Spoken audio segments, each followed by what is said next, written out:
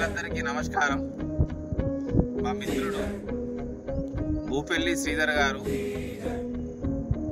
ఈరోజు కొన్ని అనుచిత వ్యాఖ్యలు చేయడం జరుగుతున్నది. తన అభిమానించే నాయకుడు రాహుల్ గాంధీ గారు 6 మే 2022 రోజున వరంగల్ డిక్లరేషన్లో ఇచ్చిన హామీలు ఏమైనాయని ఈ సందర్భంగా అడుగుతున్నాను. అన్నగారు శ్రీధర్ అన్నగారు 6 మే 2022 వరంగల్ డిక్లరేషన్లో మీరు అభిమానించే నాయకుడు రాహుల్ గాంధీ గారు ఇచ్చినటువంటి హామీలను ఒక్కసారి గుర్తు చేసుకోమని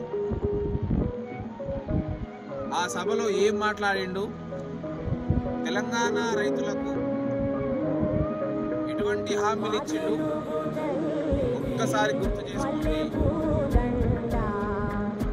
తెలంగాణ రైతులందరికీ 2 లక్షల రుణమాఫీ చేస్తా అని వరంగల్ రైతు డిక్లరేషన్లో రాహుల్ గాంధీ చెప్పడం జరిగింది.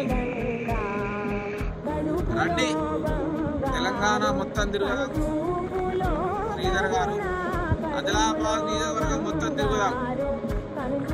ఏ గ్రామంలో అయినా సంపూర్ణ రుణమాఫీ జరిగిందా? కేవలం గ్రామాలలో 10% మందికి రుణమాఫీ జరిగింది. వందల మందికి రుణమాఫీ కాని గ్రామాలు ఉన్నాయి. దీనికి మీ రాహుల్ గాంధీ క్షమాపణలు చెప్పాలి. రైతులను మోసం చేసి ఈరోజు అధికారంలోకి వచ్చి 20 నెలలు గడుస్తున్నా మీ రాహుల్ గాంధీ గారు తెలంగాణకు రాలేదు. తెలంగాణ ప్రభుత్వానికి ఒక చూపే అర్హత రాహుల్ గాంధీకి లేదు. అదేవిధంగా రేవంత్ రెడ్డికి సుఖ అర్హత లేదు. భూమి ఉన్న రైతులకు 15,000 రూపాయలు రైతు భరోసా కల్పిస్తామని చెప్పి, భూమి లేని వారికి కూడా కౌలు రైతులకు కూడా 15,000 రైతు బంధు కల్పిస్తామని చెప్పి రైతులను మభ్యపెట్టి ఓట్లు దండుకొని ఈరోజు బీఆర్ఎస్ ప్రభుత్వంపై తప్పుడు ఆరోపణలు చేస్తున్న మీ రాహుల్ గాంధీ గారు తెలంగాణ ప్రజలకు క్షమాపణలు చెప్పాలని నేను డిమాండ్ చేస్తున్నా. 15,000 రూపాయల రైతు భరోసా కల్పిస్తామని చెప్పి 12,000 కుదించడం జరిగింది. ఆ 12,000 రైతు భరోసాను కూడా 2 సార్లు ఎగ్గొట్టి ఉన్న రైతు భరోసా సంబరాలు చేయడానికి కొంచెమన్నా సిగ్గుండాలని నేను అంటున్నాను. ఈరోజు కౌలు రైతులకు కూడా 15,000 రూపాయలు ఇస్తామని చెప్పి అసలు కౌలు రైతుల ఊసే ప్రస్తావించని ప్రభుత్వం కాంగ్రెస్ ప్రభుత్వం. రైతులకు ఆ రోజు ఉన్నటువంటి కేసీఆర్ ముఖ్యమంత్రి రైతులకు రైతు బీమా కల్పించి రైతు ఏ విధంగా చనిపోయినా కానీ 5 లక్షల రైతు బీమా కల్పించినటువంటి మహానుభావుడు కేసీఆర్ గారు. కాంగ్రెస్ పార్టీ అధికారంలోకి వచ్చిన ఈ 18 నెలలలో రాష్ట్ర వ్యాప్తంగా 550 మంది రైతులు ఆత్మహత్య చేసుకున్నారు. వరంగల్ డిక్లరేషన్లో మీ రాహుల్ గాంధీ గారు ఆత్మహత్య చేసుకున్న రైతు కుటుంబాలను పలకరించాడు. మరి 18 నెలల్లో ఒక్కరోజుగా రాలేదు ఎందుకు? ఏ ముఖం పెట్టుకొని తిరుగుతాడు ఈరోజు తెలంగాణలో? రేవంత్ రెడ్డికి ఇప్పటి వరకు అపార్ట్మెంట్ ఇస్తలేడు మీ రాహుల్ గాంధీ. ఎందుకు ఇస్తలేడు?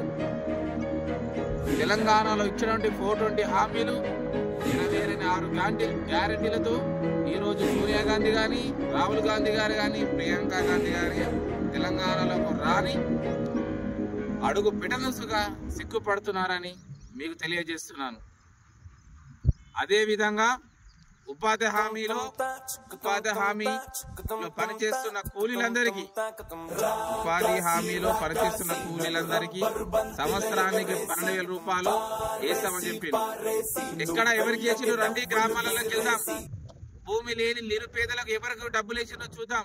కేవలం నామమాత్రంగా గ్రామానికి 5 మందికి 10 మందికి డబ్బులు వేసి చేతులు దులుపుకున్న ప్రభుత్వం మీది కాదా? చేతులు దులుపుకున్న ప్రభుత్వం మీది కాదా? దీనికి సమాధానం చెప్పవలసిన అవసరం ఉన్నది. ఏ గ్రామంలో రుణమాఫీ సక్రమంగా జరగలేదు. ఎక్కడ రైతు బీమా అమలు చేస్తలేరు. రైతు బీమాల సుగా మోసం. రైతులకు కాకుండా మిగతా వారందరికీ కూడా రైతు బీమా కల్పిస్తామని చెప్పి ఓట్లు దండుకొని ఇప్పుడు మాయమాటలు చెప్పి పక్కన గడుపుతున్న కాలం మీది కాదా? ప్రభుత్వం మీది కాదా? తెలంగాణ ప్రజలందరూ, ఆదిలాబాద్ నియోజకవర్గ ప్రజలందరూ గమనిస్తున్నారు. రానున్న స్థానిక సంస్థలలో మీకు బుద్ధి చెప్తారని నేను ప్రశ్నిస్తున్నా. అదేవిధంగా పసుపు బోర్డు ఏర్పాటు చేస్తాం, చెరుకు బోర్డు ఏర్పాటు చేస్తాం అని వరంగల్ డిక్లరేషన్లో చెప్పిన మీ రాహుల్ గాంధీ పసుపు బోర్డు మాత్రం బీజేపీ వాళ్ళు ఏర్పాటు చేయడం జరిగింది.